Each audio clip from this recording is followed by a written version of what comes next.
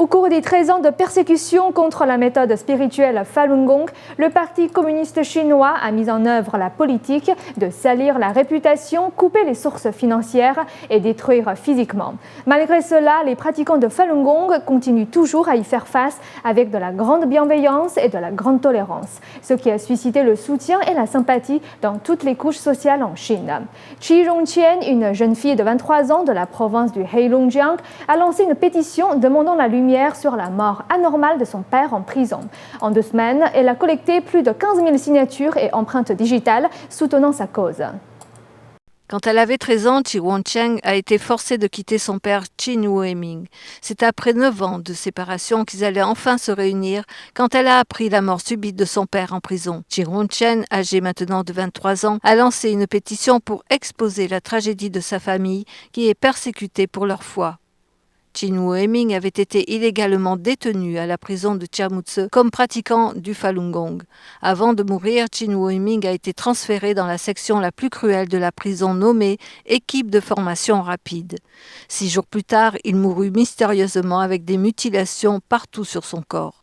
Le 26 février 2011, Chi Rongqian et sa famille ont reçu un avis de la prison annonçant le décès naturel du père de 46 ans.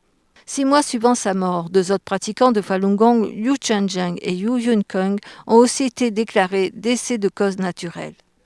N'arrivant pas à accepter ce décès naturel prétendu par la prison, Chi Rongqian, sa mère et sa sœur ont décidé de demander la justice pour le père.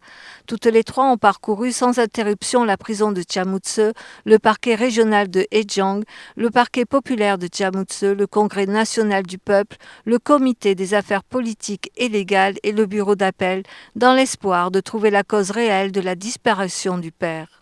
Le 5 août 2011, la prison de Jiamutse a rendu la conclusion que la mort de Qin Huaiming est normale et aucune compensation n'est à allouer. En résultat, la mère de Qin Wanchong et sa sœur ont même été illégalement détenues pour une durée d'1 an et demi dans un camp de rééducation du travail par les autorités.